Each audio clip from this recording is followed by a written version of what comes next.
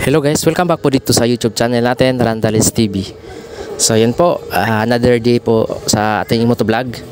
So ayan, bubuksan po natin yung carb po natin na 30mm na keyhen. So iti-try po natin install dito sa motor po natin na Raider carb. So yun po yung sinalpak natin, hindi na po yun stock. So yung sinalpak po natin yung pangalawa ay Nissin na 28mm. So mag-adjust po tayo ng carb ngayon. So yung sasalpak po natin na keyhen ay flat slide. Yung Nissin na carb po natin na tinanggal ay 28mm na round slide. So itatry po natin i-install at susubukan po natin kung aanar ba siya. Let's go!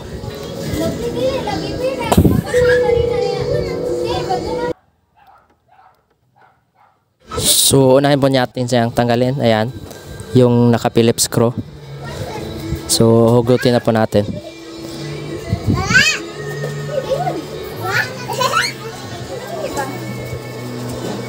So ayan po. Yan po yung pinalit natin sa stock na Nissin na carb 28mm na round slide. So yung ipapalit po natin ay flat slide. Tatry lang po natin.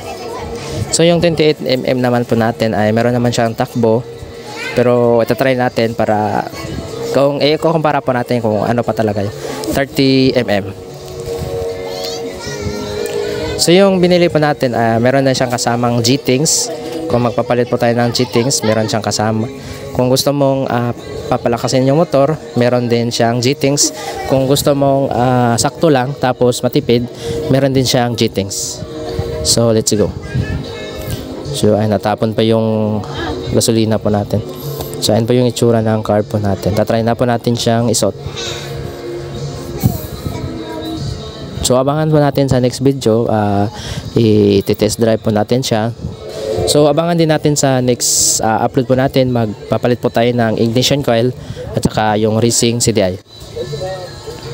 Yung gagamitin natin na ignition coil, yung Phyto yung brand, tapos yung sa CDI naman, racing CDI ay Apido Racing CDI. So yun po, don't forget to subscribe my YouTube channel, tsaka po pakiclick yung notification bell natin para sa karagdagang videos.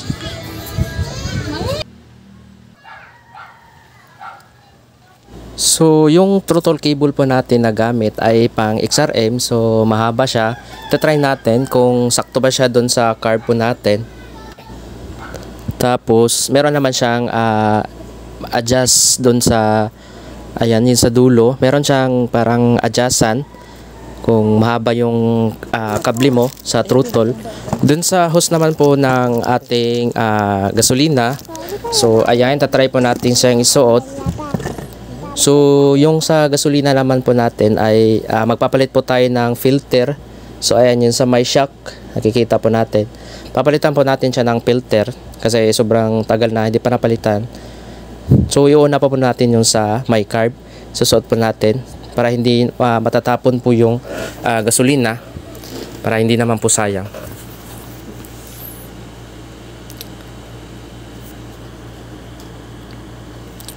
So higpitan pa po natin kasi pagsuot natin ng hose para hindi siya nagalaw.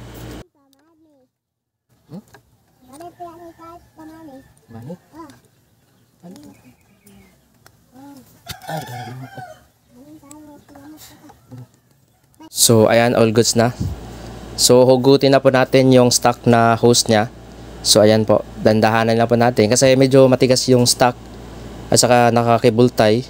Yan po palang sa stock ng rider po natin, kapag stock pa po yung hose, meron siyang maliit na kibultay na naka-attach dun sa filter. So ayan, nauhugot naman siya, medyo matigas lang. Diyan, dandahanin lang po natin.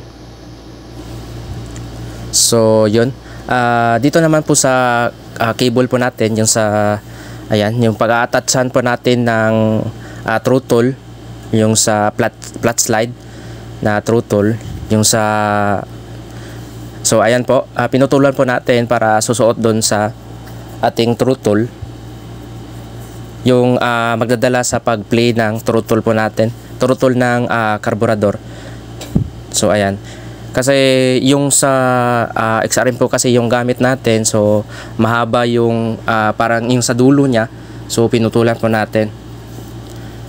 So siguro papalitan na natin ng na meron tayong in-order sa Shopee na pampalit, yung quick throttle na Domino.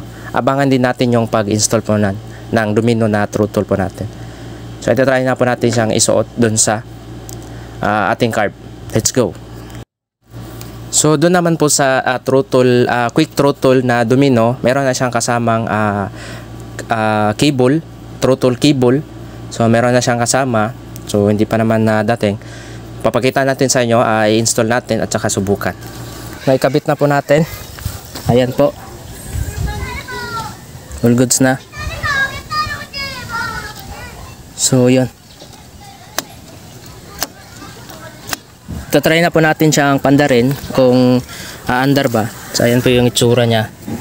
Ayan. At saka ito po yung hose. Ayusin na lang natin mamaya. Ayan po.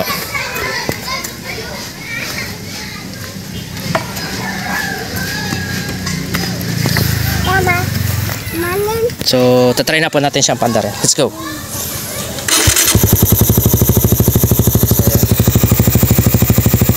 So hindi po siya nagalaw.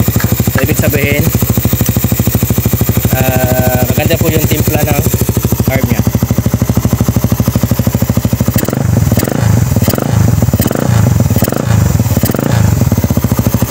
So meron siyang singaw konti. Higpitan na lang po natin.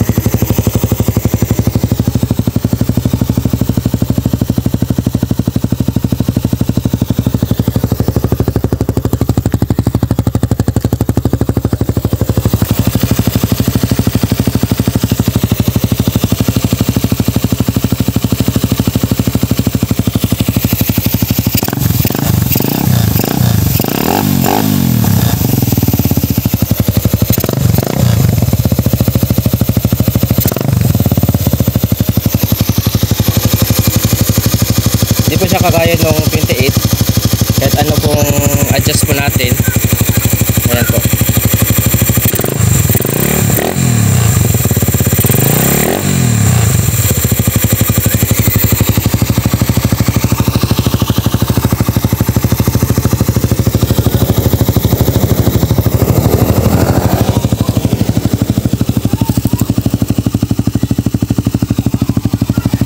So, titest drive po natin siya siguro next day na. So, ayan po. So, maraming pong salamat. Don't forget to subscribe at saka po pag-click yung notification bell natin para sa karagdagang videos. Maraming pong salamat and God bless.